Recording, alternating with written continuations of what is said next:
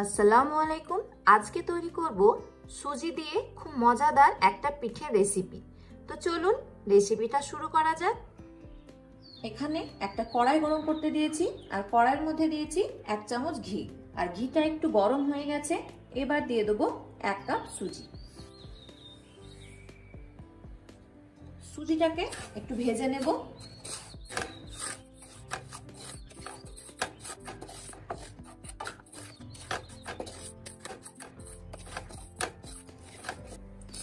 সুজিটা ভাজা হয়ে গেছে, খুব বেশি ভাজা দরকার নেই, হালকা একটু ভেজে নিলেই হবে। এবার দিয়ে দেবো পানি। আমি যে কাপে সুজি নিয়েছিলাম তারই দিয়ে দেবো 2 কাপ পানি।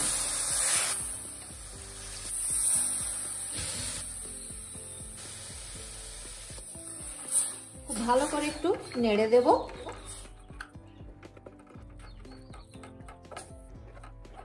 এবার একটু জাল করে নিতে হবে। পানিটা শুকিয়ে গেছে, এবার আমি চুলো থেকে নামিয়ে নেব। একটু পাতলা থাকতে এটাকে নামিয়ে নিতে হবে। তো সুজির মিশ্রণটা একটা প্লেটের মধ্যে নিয়ে নিয়েছি। আর মিশ্রণটা একটু ঠান্ডা হয়ে গেছে, খুব বেশি ঠান্ডা করে নেওয়া যাবে না। তো এবার দিয়ে দেবো 1 চামচ চিনি গুঁড়ো।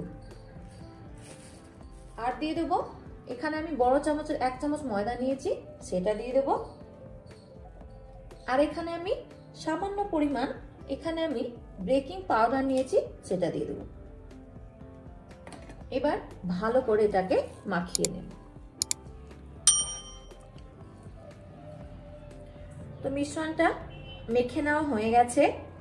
পিঠেগুলো তৈরি করে নেওয়ার জন্য মিশ্রণ থেকে কিছুটা পরিমাণ মিশ্রণ আমি এখানে নিয়েছি। তারপর লম্বা করে এভাবে করে নিতে হবে। লম্বা, এটা অনেকটা লম্বা হয়ে গেছে। এবার এক সাইড থেকে এভাবে রোল করে দিতে হবে। তারপর এই সাইডটা এইভাবে নিয়ে উপরে একটু এইভাবে চিপে দিতে হবে। তো পিঠেগুলো ভেজে নেওয়ার জন্য এখানে আমি তেল গরম করতে দিয়েছি, আর তেলটা গরম হয়ে গেছে। আর পিঠেগুলো আমি এক এক করে তেলের মধ্যে দিয়ে দেবো।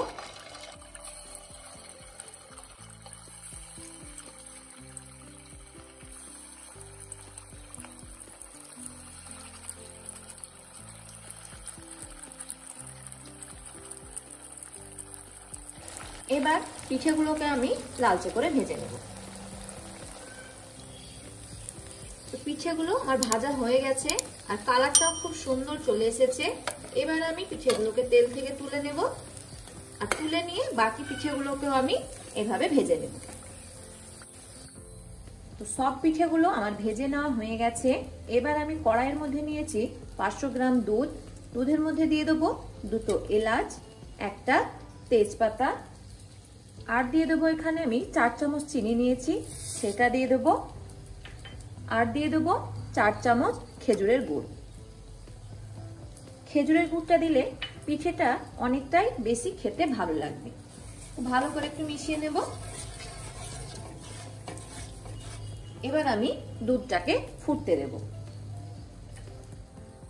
দুধটা ফুটে গেছে। এবার যে পিঠেগুলো ভেজে রেখেছিলাম সেটা একটা একটা করে দিয়ে দেবো।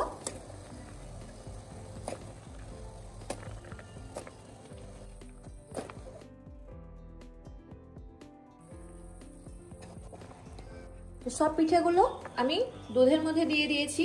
এবার আমি একটু জাল করে নেব। তো পিঠেটাকে আমি 5 মিনিট জাল করে নিয়েছি। এবার আমি চুলোটাকে বন্ধ করে দেব, আর পিঠেটাকে আমি ঠান্ডা হতে দেব। অবশ্যই আপনারা এই সুজির পিঠের রেসিপিটা বাড়িতে বানিয়ে দেখবেন। আর রেসিপি ভালো লাগলে অবশ্যই আমার চ্যানেলটাকে সাবস্ক্রাইব করে দেবেন। কমেন্ট করে জানাবেন আমার রেসিপি আপনাদের কেমন লাগে। সবাই ভালো থাকবেন। আসসালামু আলাইকুম।